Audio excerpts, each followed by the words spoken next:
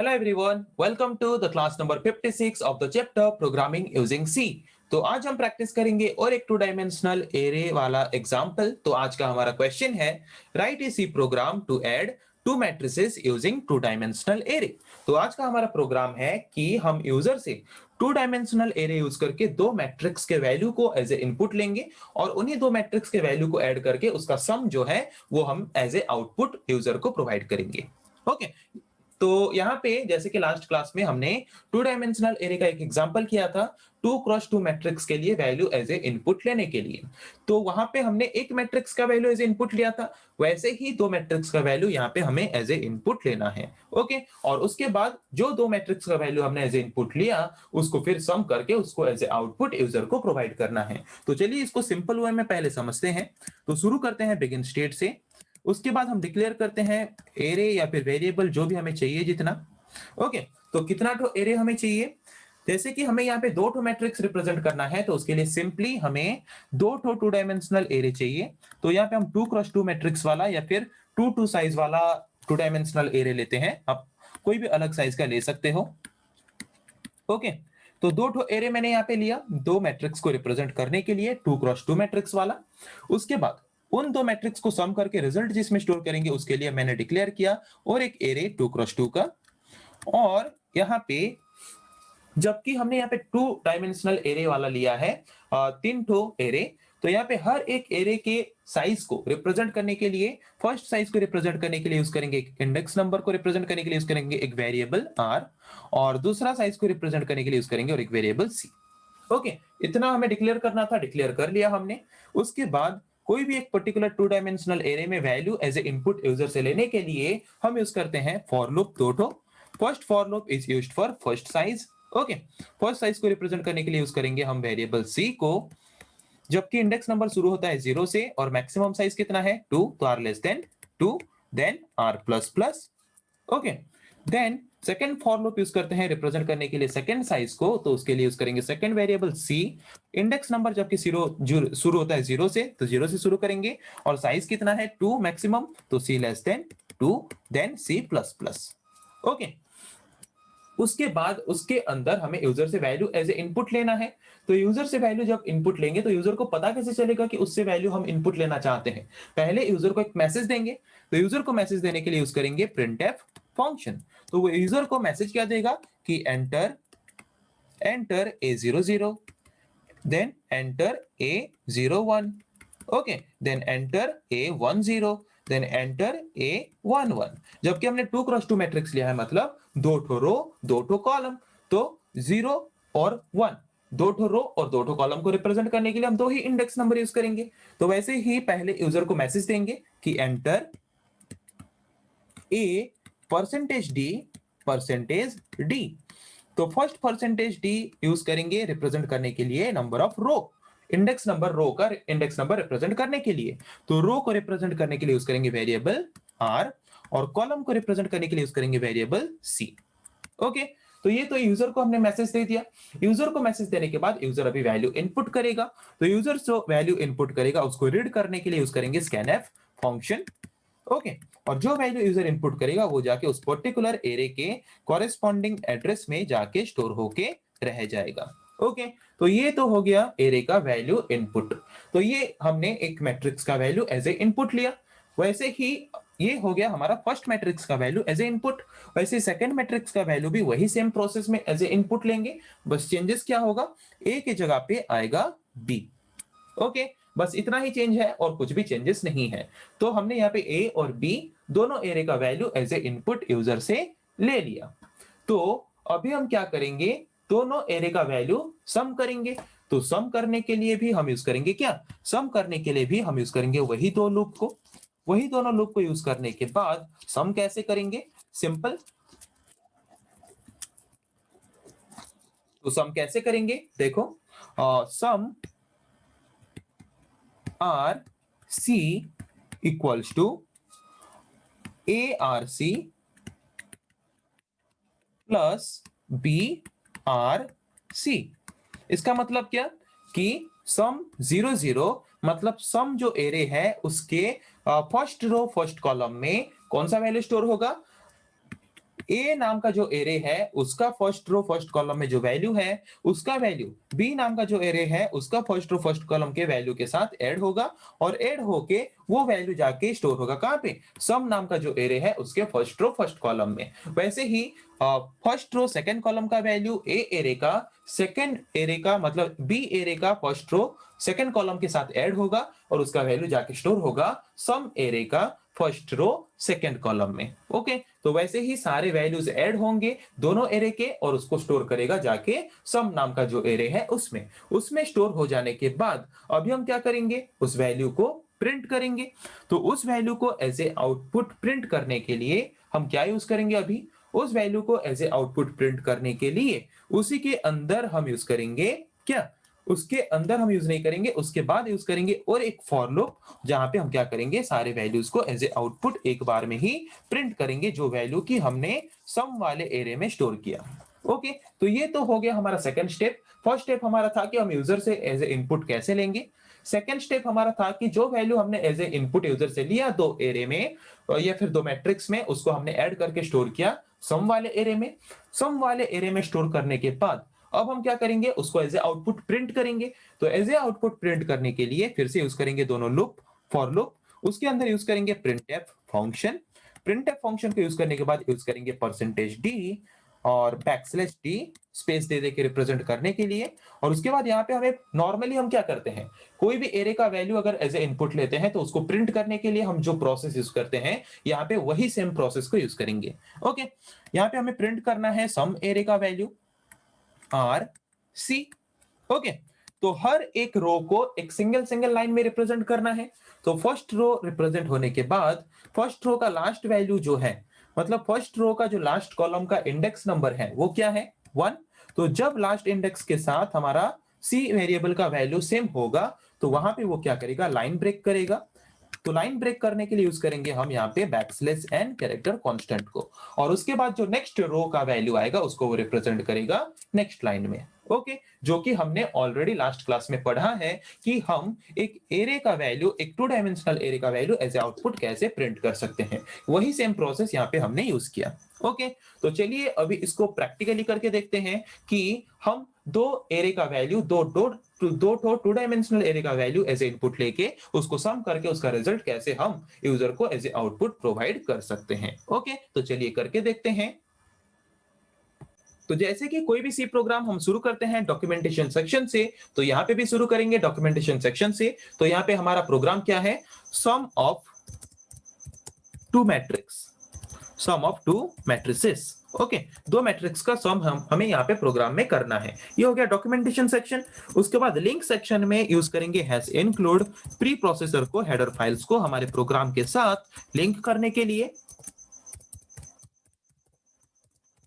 Okay, header files को link करने के बाद यूज करेंगे मेन फंक्शन। मेन फंक्शन को ओपन करेंगे, मेन फंक्शन के अंदर डिक्लेयर करेंगे एरे। फर्स्ट हमने डिक्लेयर किया एक एरे ए, उसके बाद डिक्लेयर किया और एक एरे और एक एरे डिक्लेयर किया बी। उसके बाद दोनों एरे को सम करके जिसमें स्टोर करेंगे उसके लिए डिक्लेयर किया और एक वेरिएबल। ओके, और एक एरे, तीन तो एरे डिक्लेयर हो गया। उसके बाद एरे के साइज को रिप्रेजेंट करने के लिए या फिर एरे के इंडेक्स नंबर को रिप्रेजेंट करने के लिए हम यूज करेंगे दो वेरिएबल। एक वेरिएबल लिया मैंने आर और एक वेरिएबल लिया मैंने सी। ओके, अभी यूज करेंगे CLR SCR फंक्शन। उसके बाद क्या करेंगे, उसके बाद हम यूज करेंगे फॉर लूप यूजर से फर्स्ट टू डायमेंशनल एरे का वैल्यू एज ए इनपुट लेने के लिए। Okay, r equals to 0, r less than 2, r plus plus. Okay, उसके अंदर यूज करेंगे और एक for loop, for c equals to 0, c less than 2, then c plus plus. Okay, उसके अंदर हम पहले मैसेज देंगे यूजर को कि वैल्यू इनपुट करो बोल के, enter a percentage D.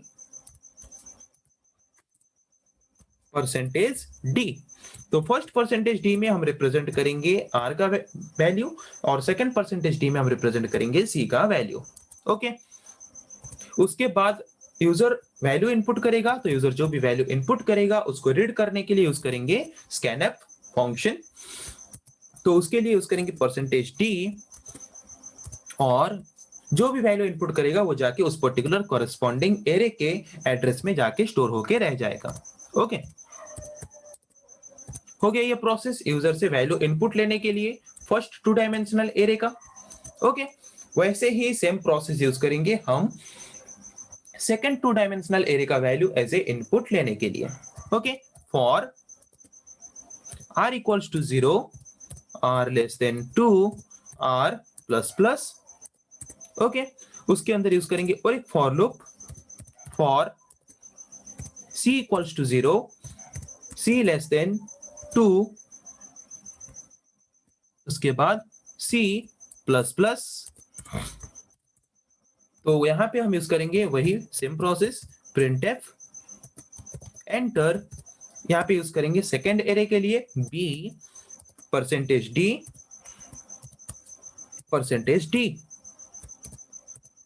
Okay, first %d represent करेगा r का वैल्यू, सेकंड %d रिप्रेजेंट करेगा c का वैल्यू। उसके बाद यूज करेंगे scanf फंक्शन, और scanf फंक्शन यूज करेंगे यूजर जो वैल्यू इनपुट करेगा उसको रीड करने के लिए। ओके, और उसको रीड करके स्टोर करेंगे कहां पे, सेकंड एरे में, b नाम का जो एरे हमने डिक्लेयर किया वहां पे हम स्टोर करेंगे वैल्यू। ओके, हो गया, दोनों एरे का वैल्यू हमने एज ए इनपुट यूजर से ले लिया।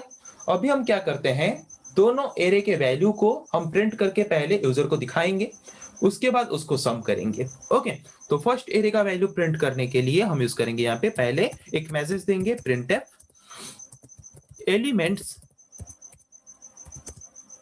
Present elements in array A22, elements present in array A22 are।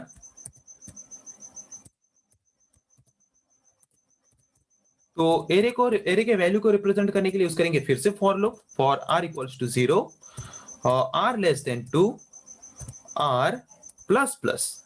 Okay, उसके अंदर यूज करेंगे और एक for loop for c equals to 0, c less than 2, c plus plus. Okay, तो प्रिंट करना है हमें यहाँ पे वैल्यू, तो उसके लिए यूज करेंगे printf function. printf function use करके प्रिंट करेंगे, क्या प्रिंट करना है, वैल्यू %d। हमें क्या करना है, स्पेस दे के दिखाना है, इसीलिए यूज करेंगे \t। उसके बाद यहाँ पे प्रिंट करना है हमें, फर्स्ट प्रिंट करना है a r c का वैल्यू। ओके, तो जैसे कि बोला था हम हर एक रो को अलग अलग लाइन में दिखाना चाहते हैं, उसके लिए यूज करेंगे condition if c equals to 1। अगर c का वैल्यू 1 के साथ इक्वल होता है तो वो वहां पे क्या करेगा, इस पर्टिकुलर स्टेटमेंट को एग्जीक्यूट करेगा। तो क्या है स्टेटमेंट कि नेक्स्ट लाइन, न्यू लाइन में दिखाएगा उसके बाद जो वैल्यू है उस वैल्यू को। ओके, तो ये तो हो गया, फर्स्ट एरे को हमने यहाँ पे दिखा दिया। तो सेकंड एरे को अभी दिखाएंगे printf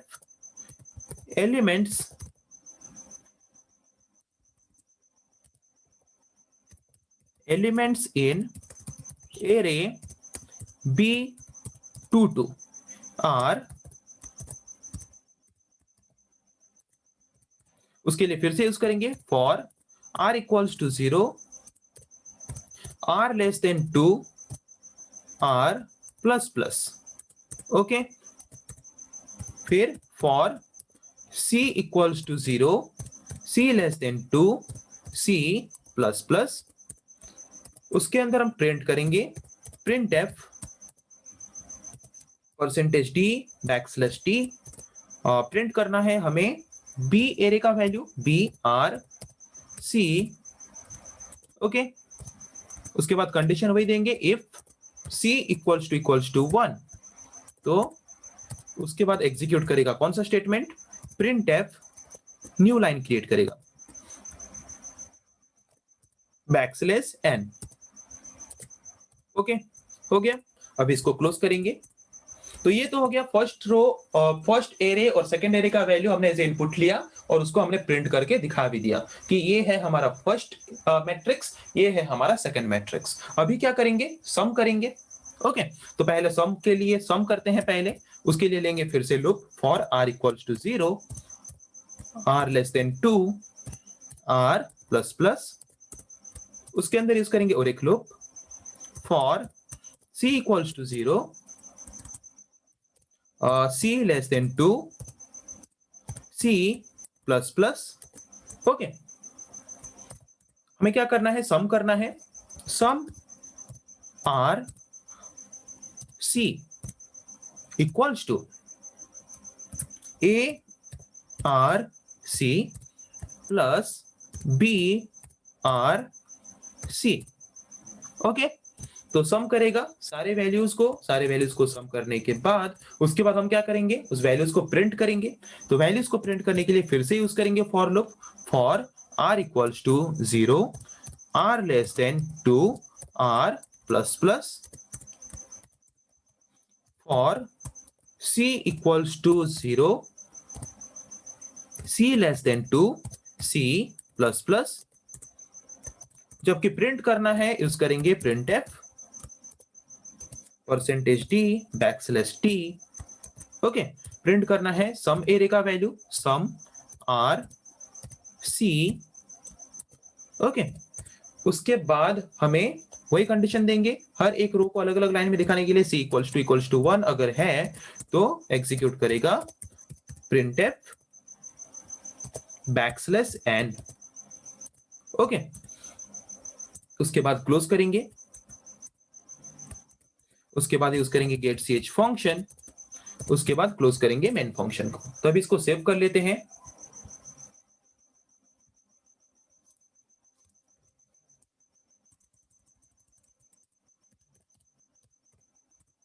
हो गया सेव। अब इसको कंपाइल करके देखते हैं, कोई भी एरर नहीं है। अब इसको रन करके देखते हैं। तो फर्स्ट क्या मांग रहा है, एंटर A00। A00 का वैल्यू सपोज मैंने लिया 10, A01 का वैल्यू 12, 4, 5। हो गया, A00 का सारा वैल्यू हमने ले लिया।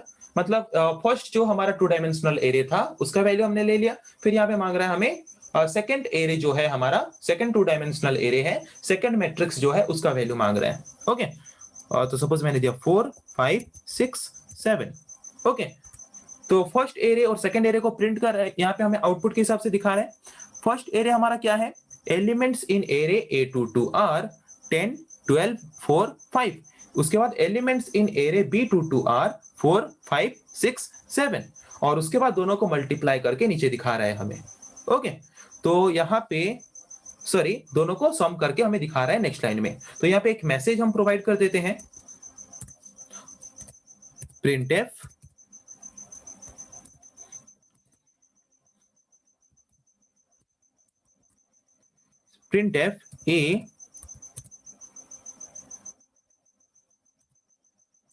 A22 plus B22 equals to.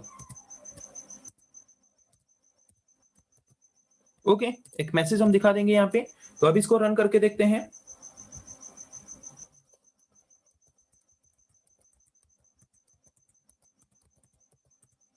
तो यहाँ पे देख सकते हो, फर्स्ट दिखा रहा है एलिमेंट्स इन एरे A22 का एलिमेंट दिखा रहा है, उसके बाद B22 का एलिमेंट दिखा रहा है, उसके बाद A22 plus B22 equals to कितना, A22 का फर्स्ट रो फर्स्ट कॉलम में क्या है 3, B22 का फर्स्ट रो फर्स्ट कॉलम में क्या है 5। दोनों को अगर सम करेंगे 5 प्लस 3 कितना 8 दिखा रहा है। उसके बाद A22 का फर्स्ट रो सेकंड कॉलम में क्या है 4 और B22 का फर्स्ट रो सेकंड कॉलम में क्या है 4। दोनों को ऐड करेंगे 4, 4, 8। वैसे ही A22 का सेकंड रो फर्स्ट कॉलम में क्या है 5 और B22 का सेकंड रो फर्स्ट कॉलम में क्या है 3, 5 प्लस 3 कितना है 8 दिखा रहा है 8। उसके बाद A22 का सेकंड रो सेकंड कॉलम में कितना है 3 और B22 का सेकंड रो सेकंड कॉलम में कितना है 3, 3 प्लस 3 कितना 6 दिखा रहे हैं आउटपुट। तो ये था हमारा प्रोग्राम कि हमें 2 डायमेंशनल एरे यूज करके 2 मैट्रिक्स के वैल्यू को एज ए इनपुट लेना है और उसको सम करके उसका सम हमें एज ए आउटपुट प्रोवाइड करना है यूजर को, जो कि आज हमने प्रैक्टिकली करके देखा। ओके, तो आज हमने प्रैक्टिस किया और एक प्रोग्राम 2 डायमेंशनल एरे का। तो आज का हमारा प्रोग्राम था कि 2 ठो मैट्रिक्स का वैल्यू हमें एज ए इनपुट यूजर से लेना है और उन्हीं दोनों मैट्रिक्स के वैल्यू को सम करके हमें यूजर को एज ए आउटपुट प्रोवाइड करना है, जो कि आज हमने प्रैक्टिकली करके देखा। तो वैसे ही और एक टास्क आपको दिया गया है, जैसे कि हमने सम या फिर एडिशन वाला परफॉर्म किया ऑपरेशन, 2 ठो मैट्रिक्स का value to dimensional array use करके एज ए इनपुट लेके, तो वहां पे आपको सम की जगह पे क्या करना है, सब्ट्रैक्शन करना है। ओके, और ये प्रोग्राम आपको खुद से प्रैक्टिस करना है। तो आई थिंक आज हमने जो प्रैक्टिस किया आपको समझ आ गया। तो नेक्स्ट क्लास में हम पढ़ेंगे ऐसे और कुछ टॉपिक्स के बारे में। आज के लिए इतना ही। Thank you.